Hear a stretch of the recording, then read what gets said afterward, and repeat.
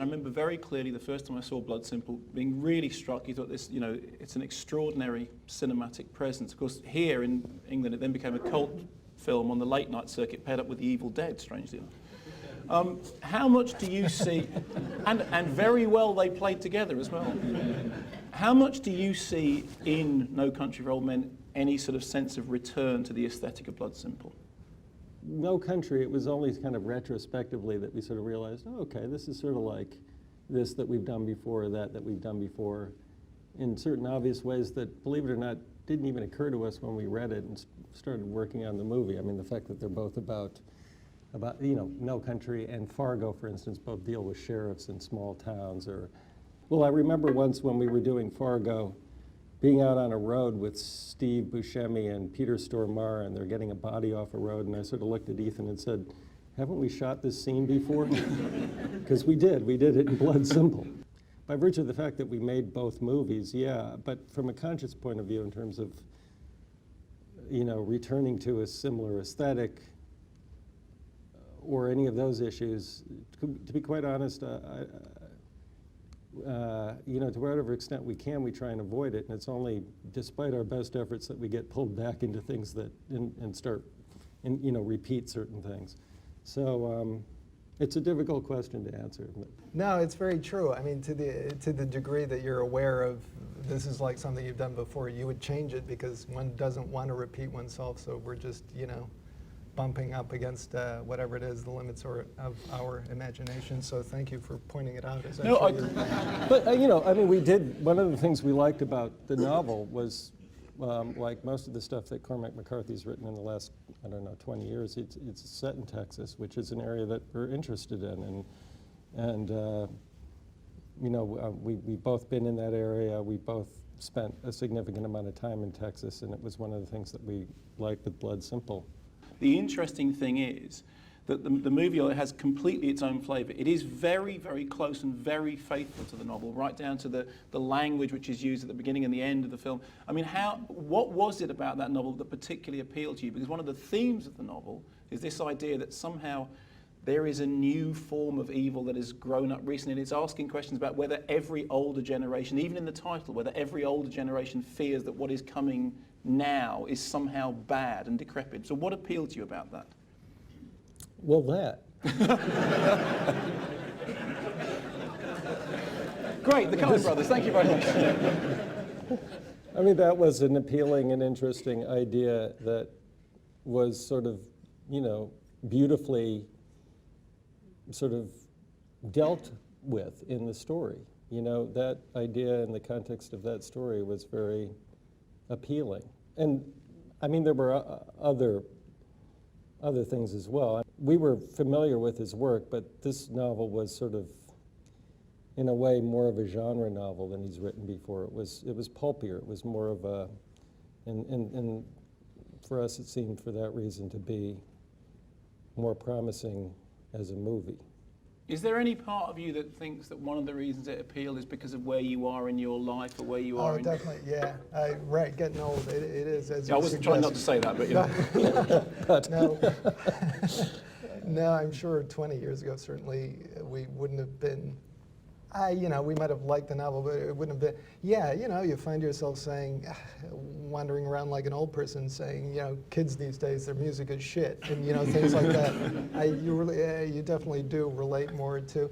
And, as people intimates, as people start to drop dead on you and you kind of become a survivor as that starts happening, you relate to the material in a more personal way than than you would have when you were younger. It did seem to me that the film ends on a particularly sincere note, and I know it's always tempting to interpret any filmmaker's work as a particularly personal statement, and of course in this case it's adapted from somebody else's work, but it did feel to me like a personal message from yourself to the audience. Am I overreading that? Well, yes. Maybe only to the extent that, again, we related to that, we responded to the material. I don't think there's any sort of contribution from us in a positive way, except to, we tried to serve the story there's this much truth in what you say. We've responded to the story, but it is Cormac's story that we were trying to serve, so it doesn't feel personal in that respect. Miller's Crossing is very much, for me, a film which, like so many of your movies, if somebody asked me to describe it, I wouldn't describe it in terms of the narrative, although it is a very strong narrative, but you remember it in terms of single defining images. And of course, the single defining image from Miller's Crossing, I think that everybody would cite, is it's the hat lost. And tell us something about that, where that comes from, and how you two together come up with that kind of image. Boy, you're going back. I mean, I don't really actually remember how we, do you? How that particular... I don't remember specifically how we, the writing process, how we came up with, I don't know, trying to recreate it in retrospect. It's a gangster movie, so they would have hats. You know, it's a kind of icon of the kind of story it is. So you know, and there's... I mean, it's funny because that movie also, in a way, is an adaptation. I mean, we wrote the story, but it's really very similar to, and it was sort of our attempt to do, in a way, a Hammett story. And it owes a lot, this movie, to Miller's Crossing, to Red Harvest and The Glass Key. Although the stories aren't the same. Mm-hmm. The sort of feeling of them is the same. And I think... no doubt, right. It's connected to that, the hat thing. You know, we were trying to kind of do the Hammett guy, the protagonist of his stories is a kind of enigmatic, frequently self-loathing character, played by Gabriel Byrne in our ripoff of it. But there's something mysterious about the main character, the protagonist of the story, and I don't know, those are just kind of cheesy way of, and he relates it, Gabriel does, a dream that he has in the story. About chasing his hat. Yeah. It's, I don't know, it's kind of a way to get into that, you know, so suggesting the kind of, I don't know what, the mystery of the main character. Okay, so maybe let's use this as a jumping off point for talking about the way in which you respectively do your jobs, because you know that the question that is always asked about is how do you work together? How do you both speak to the actors on set? Do you both speak? How does that work? Who does what?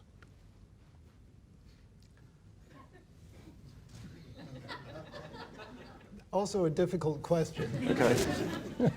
These are all hard questions. No, because actually there isn't much of a distinction. You know, we kind of both do whatever.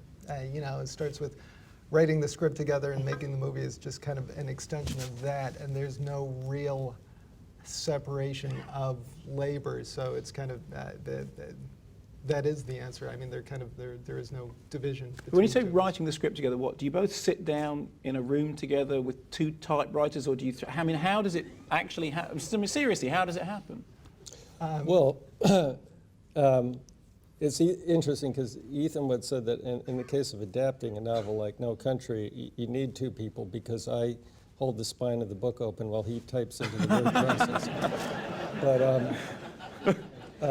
But we only have one. No, we have one typer, and we start at the usually beginning. me, actually, just because I type faster.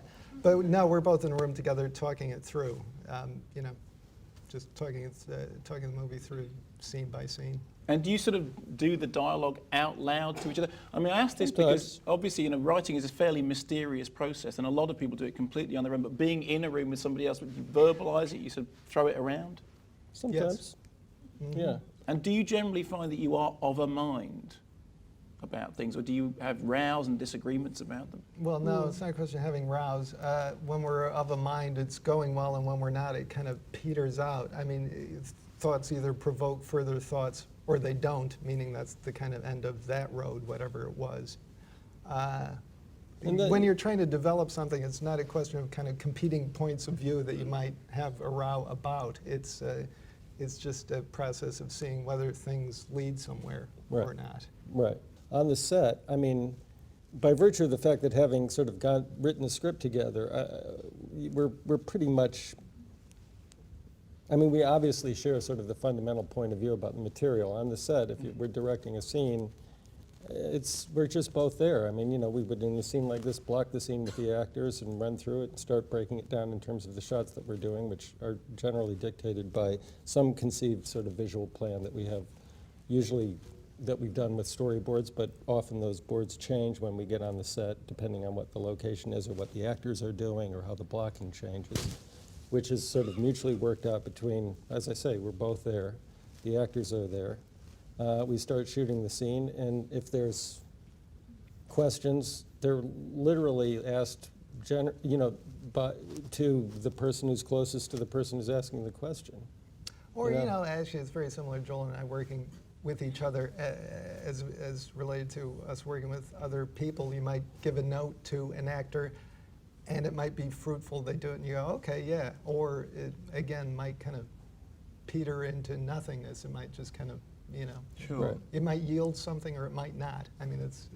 Right. And what is your relationship like with actors on set? I mean, some directors are very sort of stringent. They say, I want you to do this in this way. Others will be much more, open. How do you deal with actors?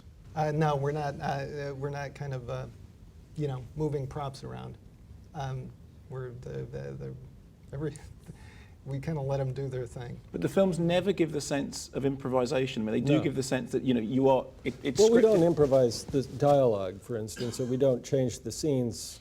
There's very little rewriting after we start shooting, to be quite honest, even apart from dialogue. And once we're on the set, it's very rare. Dialogue does change. It just will sound different coming out of the actor's mouth than it does on the page quite frequently, and things get changed here and there as we go along. So, but in terms of sort of improvising scenes, no, we're just not built that way. It's just we're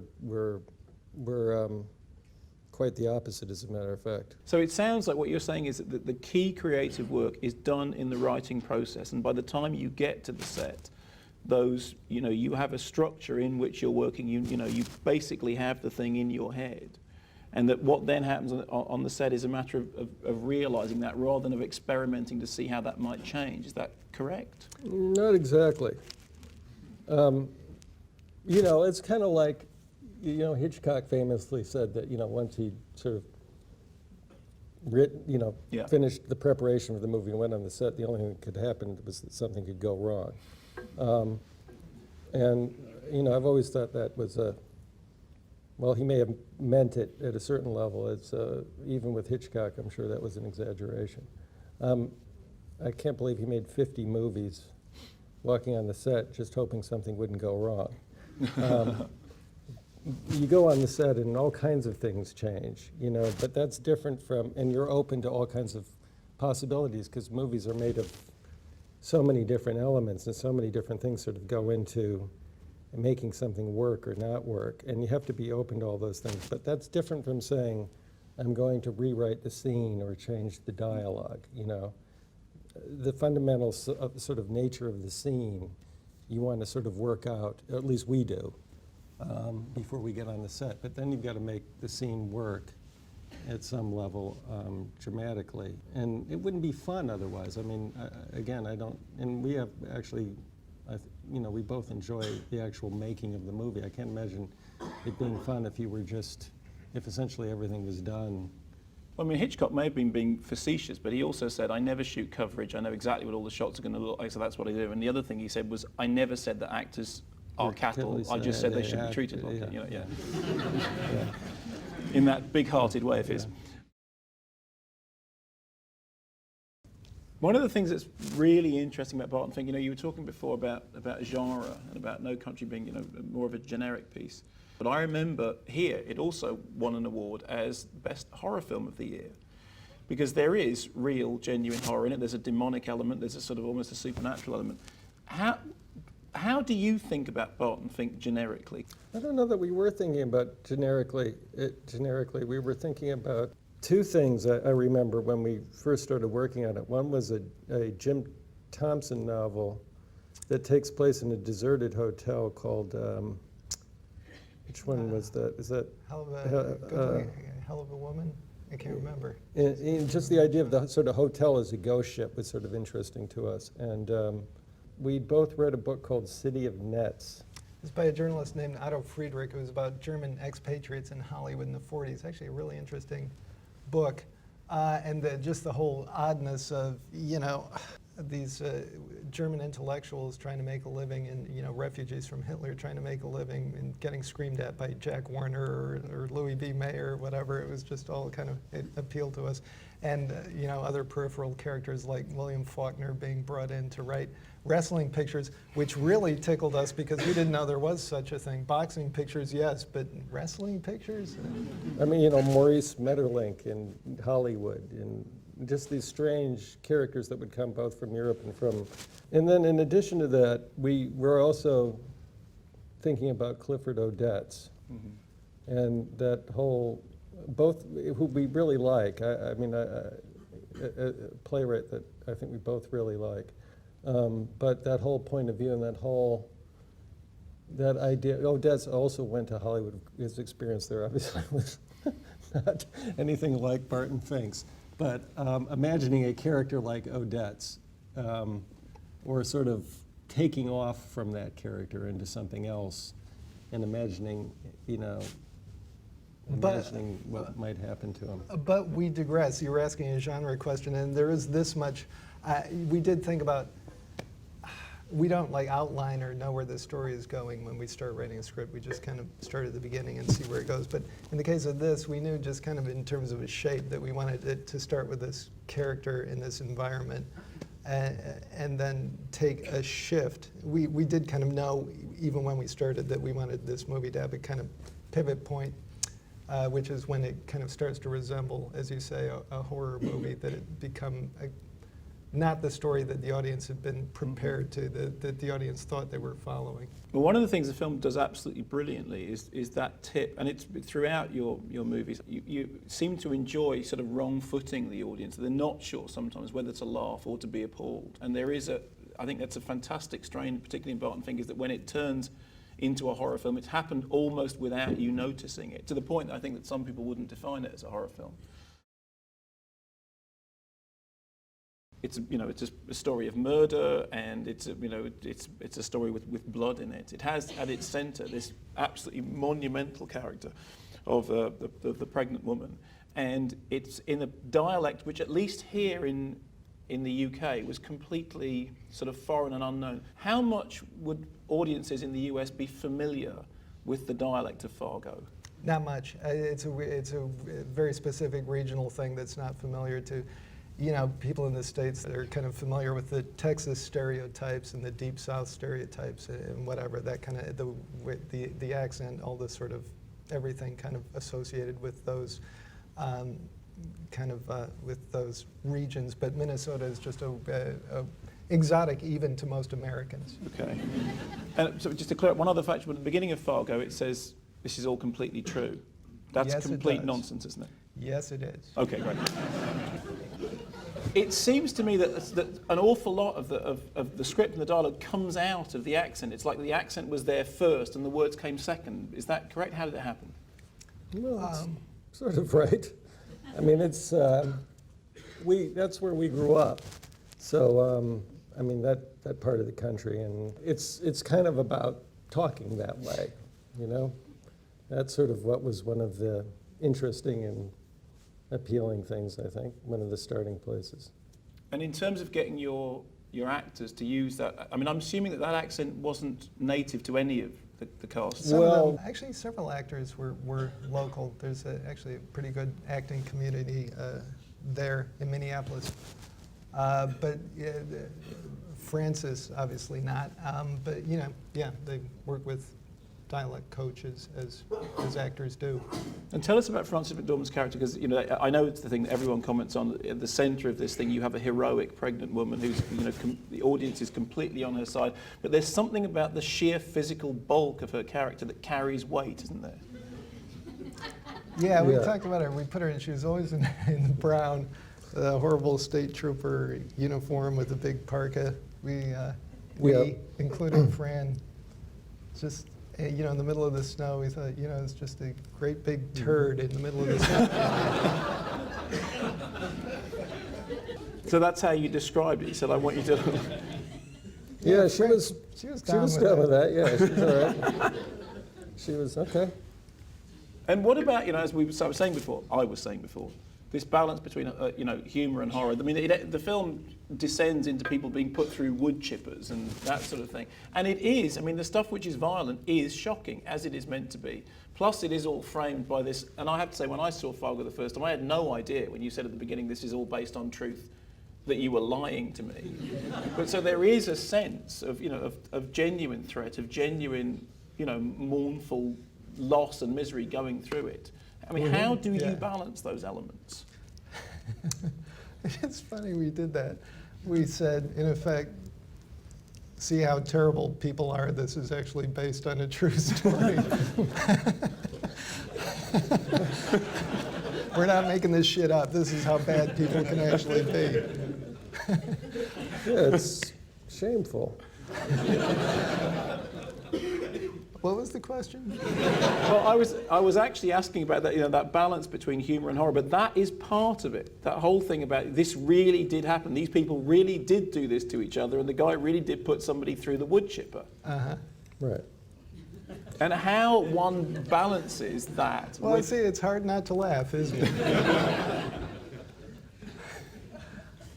It takes care of itself, really. Okay, but is it at that level? Is it that it is completely unanalytical? That what happens is you both understand instinctively the black humour divide. You understand that balance, and it's not something that you discuss, because it seems to me, and I understand it's difficult for anyone to talk about work that they create organically, but it seems to me that you don't sit down and talk about these things. You just do it, and you Right, there's not a lot it. of calculation. There's calculation about certain things, but not about things like that. So we proceed in those sort of ways, just on the basis of what appeals to us.